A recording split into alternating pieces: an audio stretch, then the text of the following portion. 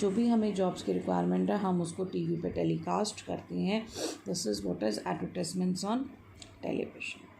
ठीक है, इसमें हमें स्पेसिफिक क्वालिटीज़ या क्वालिफ़िकेशंस जो भी हमें चाहिए हम बता देते हैं, और अपनी कंपनी का प्रोफाइल भी हम क्लियरली यहाँ डिस्कस करते हैं। Again it is a method of advertisement.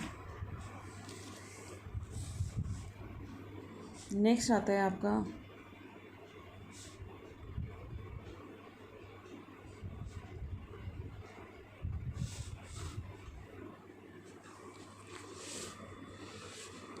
Direct recruitment. Direct recruitment का मतलब होता है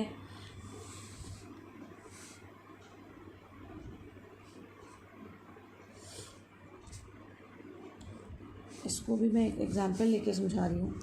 सपोज़ एक ये कंपनी है, कंपनी बी,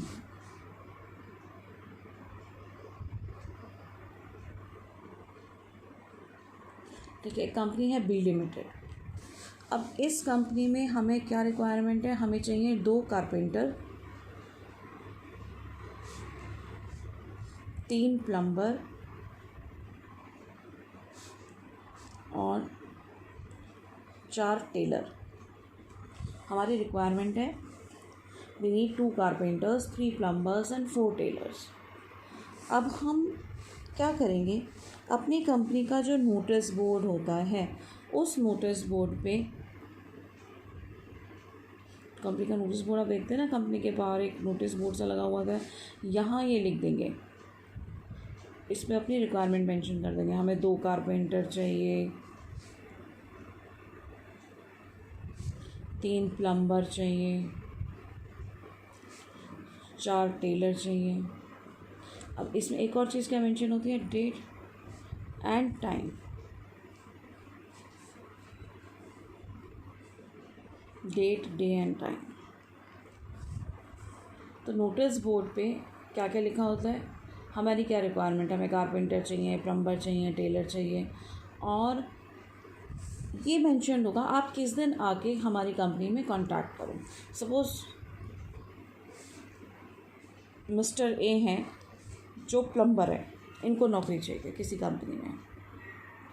तो अब ये जब देखा इन्होंने कंपनी का नोटिस बोर्ड, इन्हें समझ में आ गया कि इस कंपनी में प्लम्बर की रिक्वायरमेंट है। अब उस नोटिस बोर्ड को देख के इनको एक और चीज़ क्या समझ में आएगी, इनको डेट पता चलेगी कि किस दिन मेरे को इंटरव्यू के लिए जाना है, कौन से डेट को और कौन से डे को हमें जाना है, किस टाइम पे जाना है। तो इस तरीके से कंपनी अपनी रिक्वायरमेंट को नोटिस बोर्ड पे अपनी कंपनी के बाहर लिख देती है। आवश्यकता है, आपने काफ़ी बार देखा होगा, लिखा होता है कंपनी के गेट्स के बाहर कि हमें 2 प्लम्बर चाहिए, कारपेंटर्स चाहिए। तो जो भी हमारी रिक्वायरमेंट है कंपनी के गेट के बाहर हम मेंशन कर देते हैं, और उसमें हम ये भी मेंशन करते हैं किस डेट को सिलेक्शन होगा। तो जब जितनी भी डिटेल्स ऑफ जॉब्स हमने मेंशन कर दिया, अब होगा क्या, मिस्टर ए जैसे कितने सारे कैंडिडेट्स होंगे, कोई कारपेंटर होगा, कोई प्लम्बर होगा, कोई टेलर होगा, ये सब लोग उसी दिन आके कंपनी के गेट के बाहर इकट्ठा हो जाएंगे। ठीक है, ऐसा भी हो सकता है कि सेम डे ही आपकी वो हो जाए।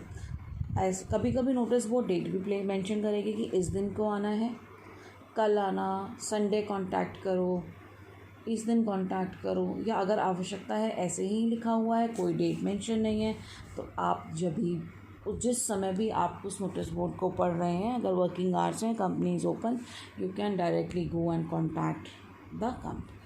आप उसमें उसी समय जा सकते हैं। तो आप गए, आपका सिलेक्शन ऑन द स्पॉट हो जाएगा, आपको जब भी की जब भी नौकरी मिल जाएगी। नॉर्मली इस तरीके से हम अपने वेजर्स या कैजुअल वर्कर्स को फिल करते हैं। हम एक और नाम कहते हैं इन वर्कर्स का, बदली वर्कर्स, जो बार बार बदलते रहते हैं। इनको हम किस तरीके से फिल करते हैं, डायरेक्ट रिक्रूटमेंट। डायरेक्ट रिक्रूटमेंट का मतलब कंपनी अपने नोटिस बोर्ड के बाहर अपनी रिक्वायरमेंट फिल कर देती है, स्पेसिफाइड डेट बता देती है, अगर डेट मेंशन नहीं है तो हम उसी समय जाके कंपनी में कॉन्टैक्ट कर सकते हैं और ऑन द स्पॉट हमें जॉब मिल जाती है। ठीक है। Normally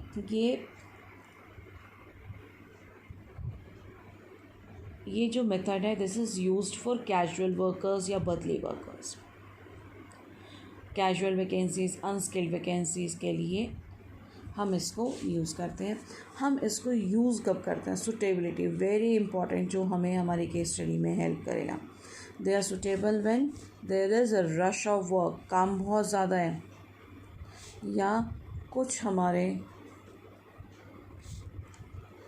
permanent workers are absent, कुछ हमारे परमानेंट वर्कर्स छुट्टी पे हैं, या हमारा काम बहुत ज़्यादा है। एडवांटेज इसकी क्या है? इस मेथड के एडवांटेज हैं इनएक्सपेंसिव मेथड। हमारा कोई खर्चा हुआ एडवर्टाइजमेंट करने पे?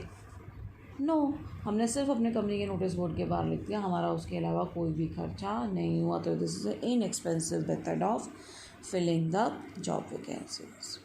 ठीक है, आप इन 6 मेथड्स को बुक से पढ़ेंगे, समझेंगे, और मैं आपको नोट्स दूंगी, उन नोट्स से आप इनको अपनी नोटबुक्स में लिखेंगे।